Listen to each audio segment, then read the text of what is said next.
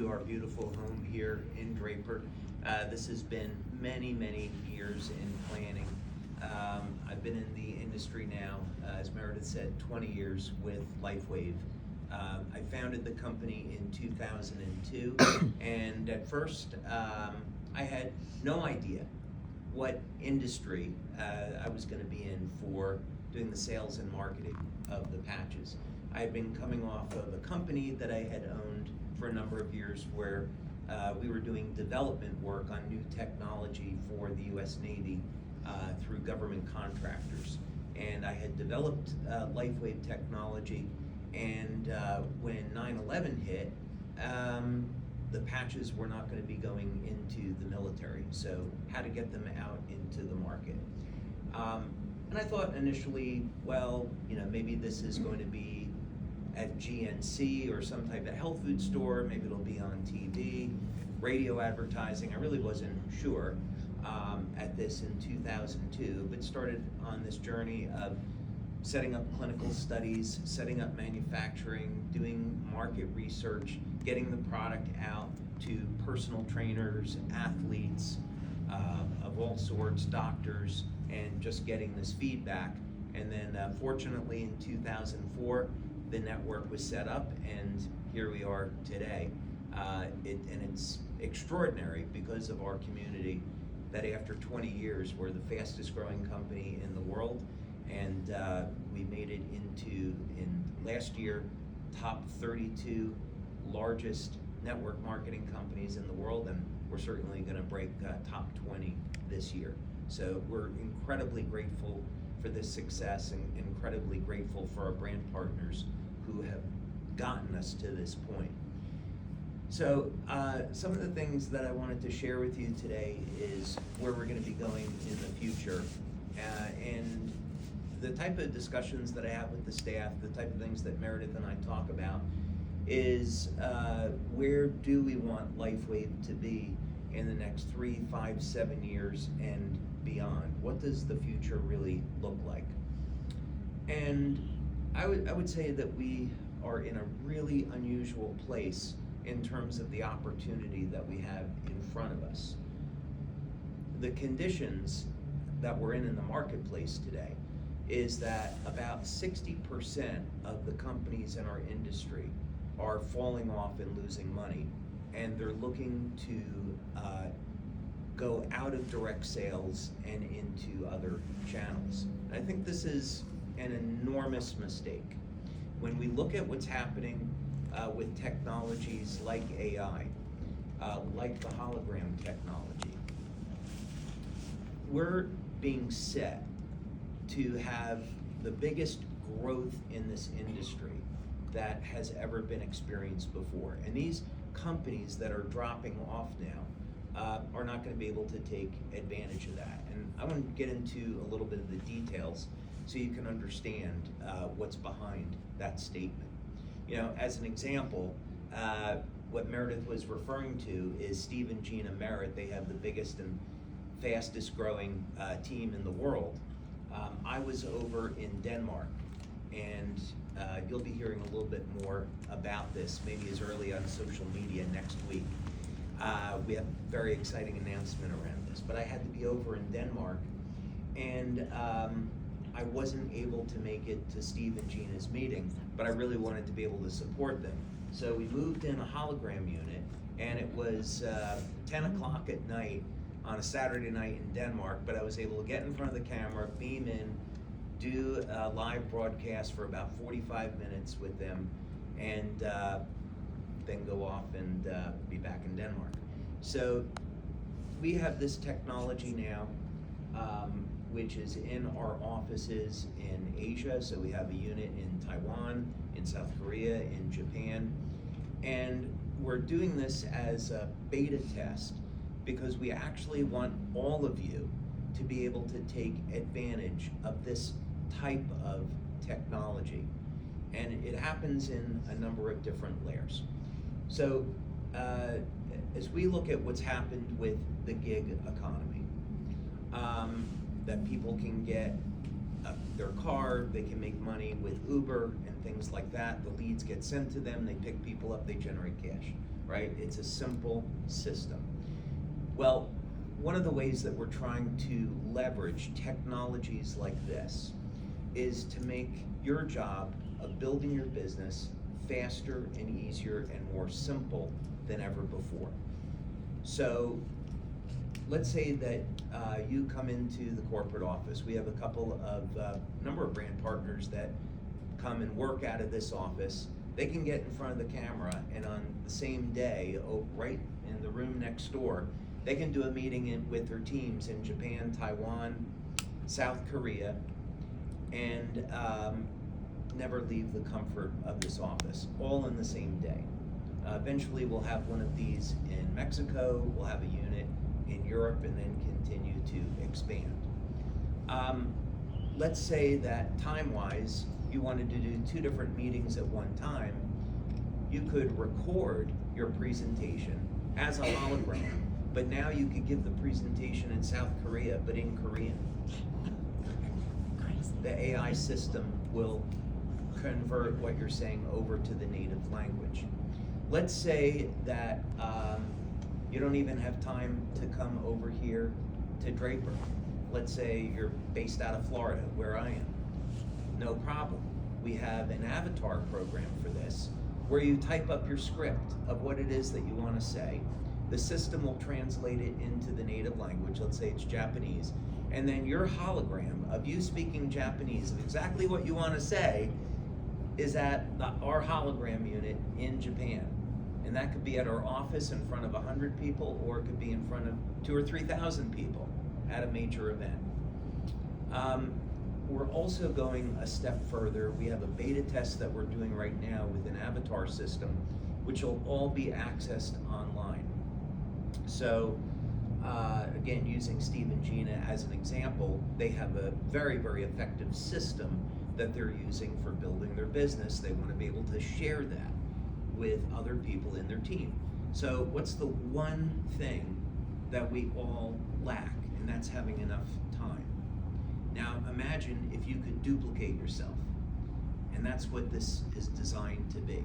So we've captured and created an avatar of Steve Merritt, and he's going to be sitting on a URL, and anybody in his team can go to the website and interact with Steve 24 hours a day in whatever language we have it set up in.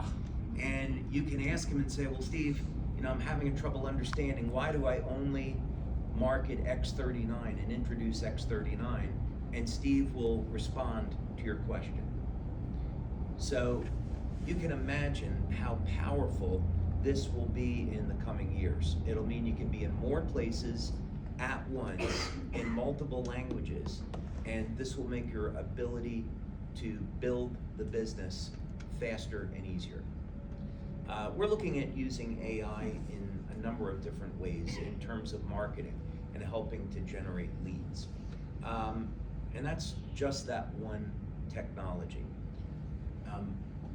How many of you were at our conference in October? Okay, good. Did you have a good time? Yeah. It was amazing, right? It was. Thank you. Yeah. You gonna be there in October Yes. in Anaheim? Yes. Okay, fantastic. We've got we've got some things in place already. It's gonna be bigger and better than what Really? you just saw. You guys are gonna love it. No way. So one of the things that we did was we made an announcement about a documentary that's been in the works, a LifeWave documentary. And technically, this documentary is going to be about our water technology. And there's a number of other scientists that have joined in with this. And so it's going to be a very subtle way to introduce millions of people to LifeWave. And the event that we've built up with this is we're going to create a red carpet experience for qualified brand partners.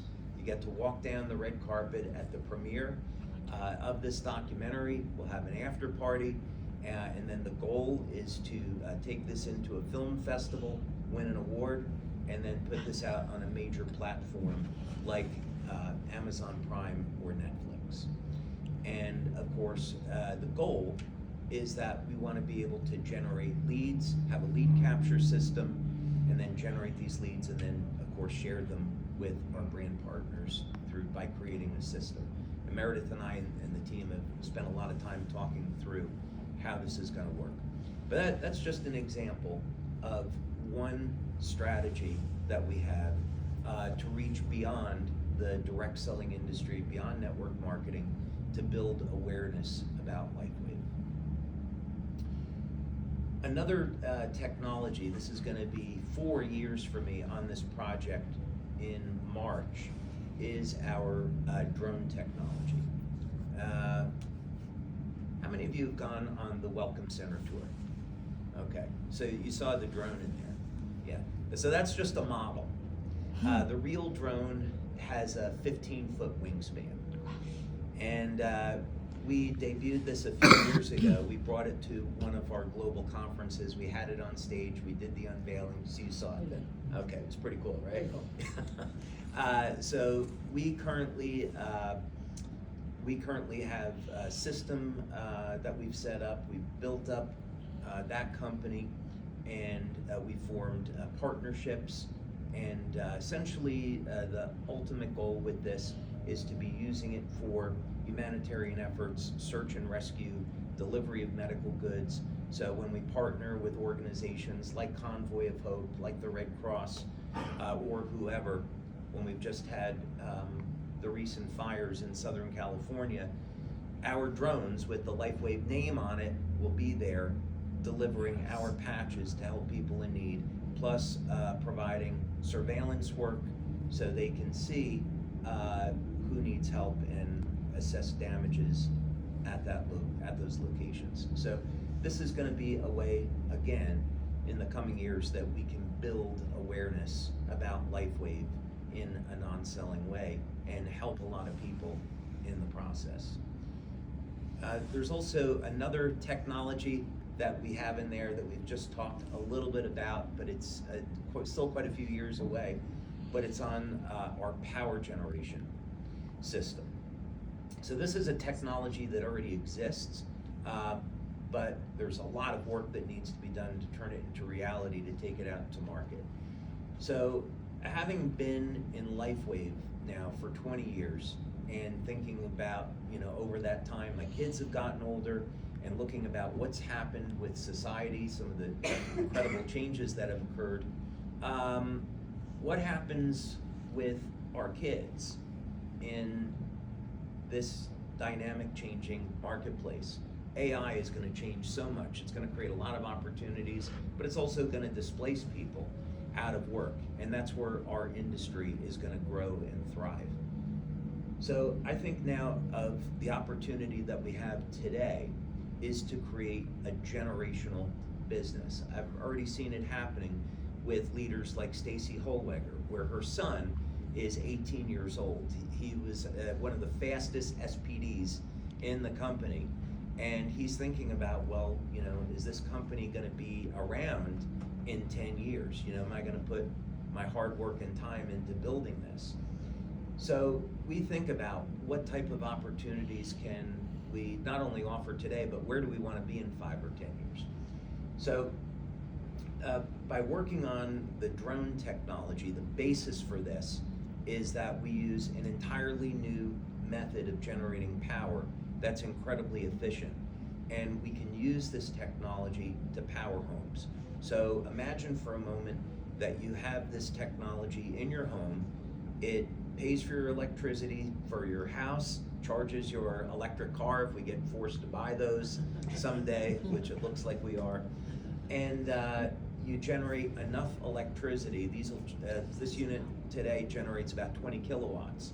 So that's more power than the average home needs. That means every month you're selling that electricity back to the power companies and earning money.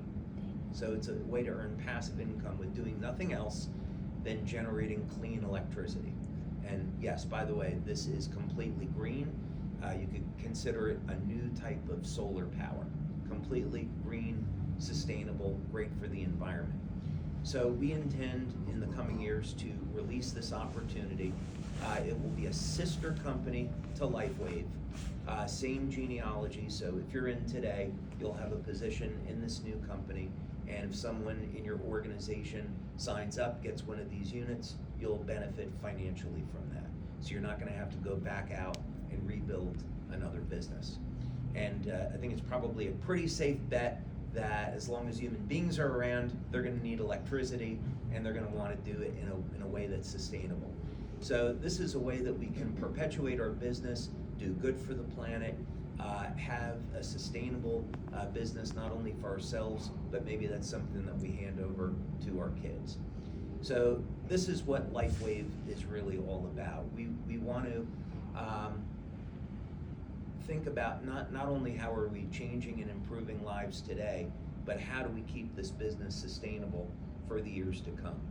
And I would say that even after doing this for 20 years, I've never been more excited at seeing where we are and where we're going, and how the opportunities continue to grow and build. Really exciting times here. So thank you for being a part of our community. And I'll take just a few questions. Hi. Hi, I'm Scott. Hey, Scott. Thanks. You had discussed with Michael Jaco some kind of new skincare that actually regenerates your skin. So, what we have, at any time, we could have 20 or 30 projects that we're doing in our research labs.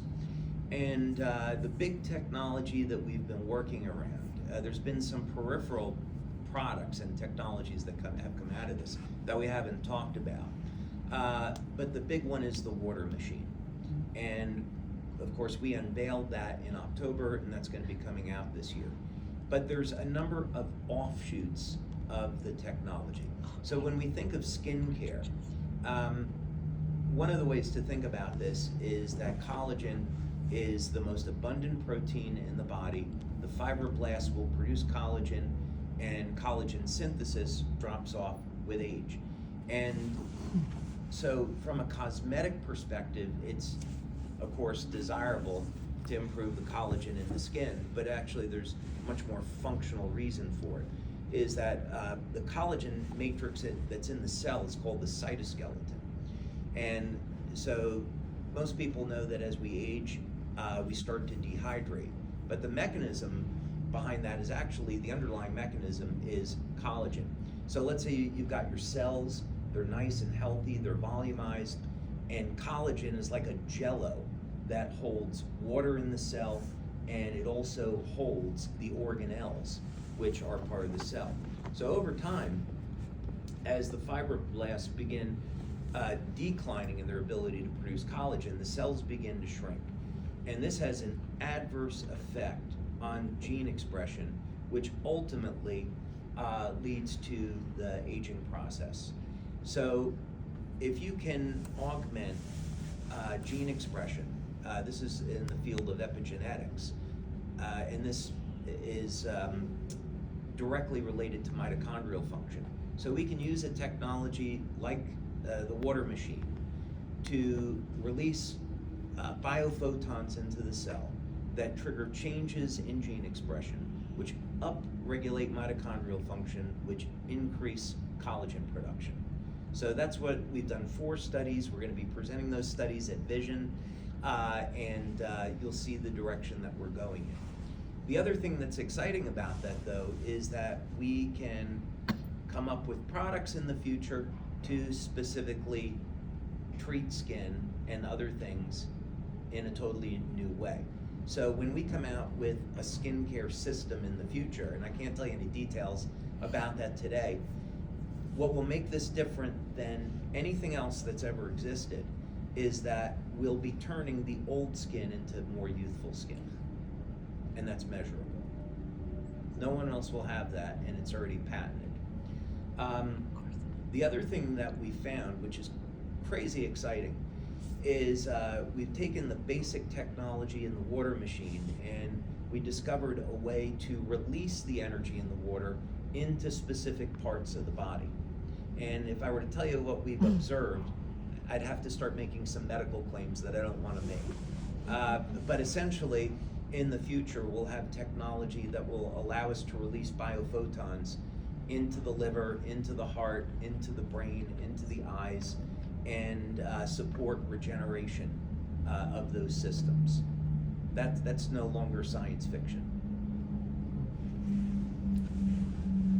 Quick question on, because you talked from stage at the conference, I believe, about moving from a health brand to a technology brand. What does that look like? What's the timeline on something like that? Oh, it's already started. It's already started. So we, for 20 years, were known as a patch company. And now we use the opportunity of releasing the water machine to start down the path of branding ourselves as a technology company.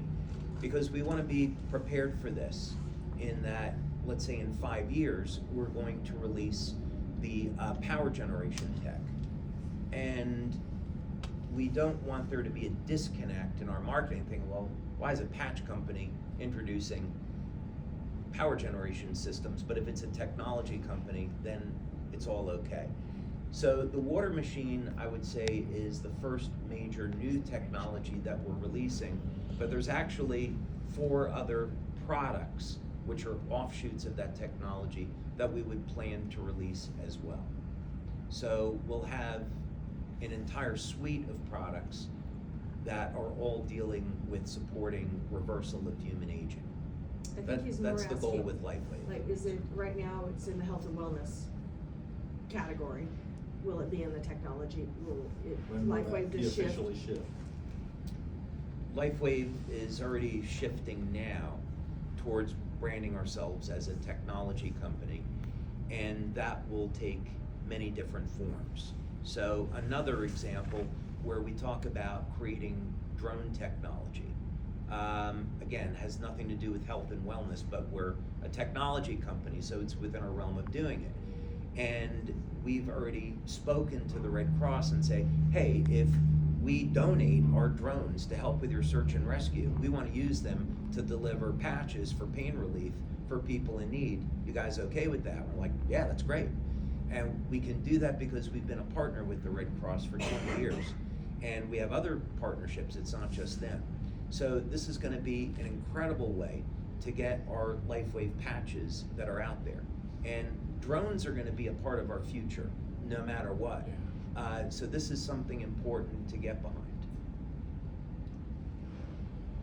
And I promise none of our drones were flying over New Jersey. I know it's very suspicious. I'm from New Jersey originally, and I watched and I'm like, no, that's not us.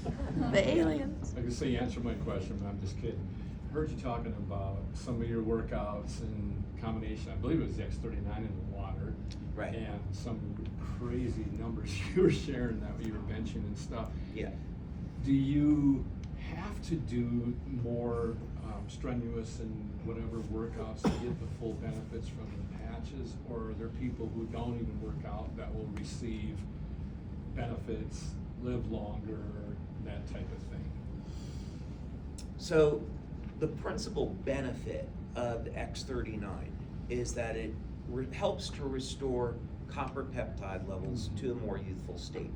So to take maximum advantage of that, you want to make sure that you have enough copper in your diet, enough glycine in your diet, lysine as well, and get proper hydration, eat healthy, exercise, and so forth. And then the principal benefit of the product is that it helps flip about 1/3 of the human genome back over to a more youthful state.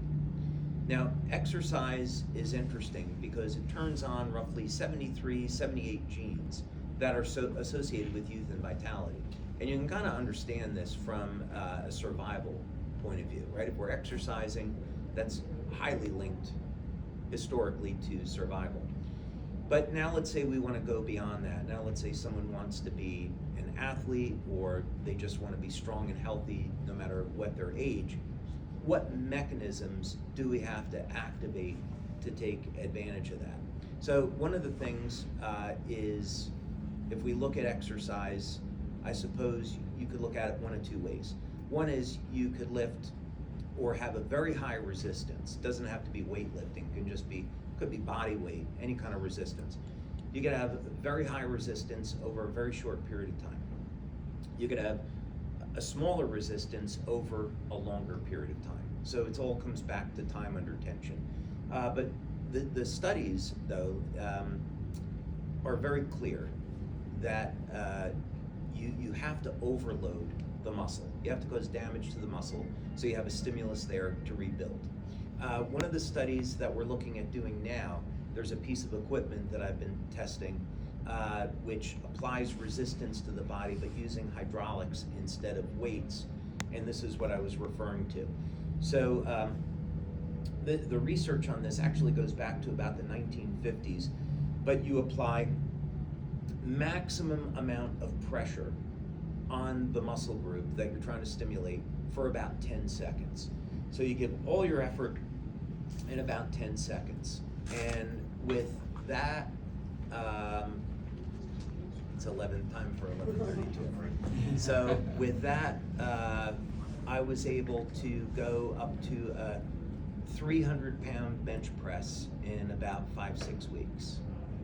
It was actually a little bit less. I think I hit that actually in 3 weeks. And then I was able to sustain it even through the holidays. The really critical thing with that is protein loading. So most people fail. I've talked to thousands of athletes over the last 20 years. Most people fail because they don't consume enough protein.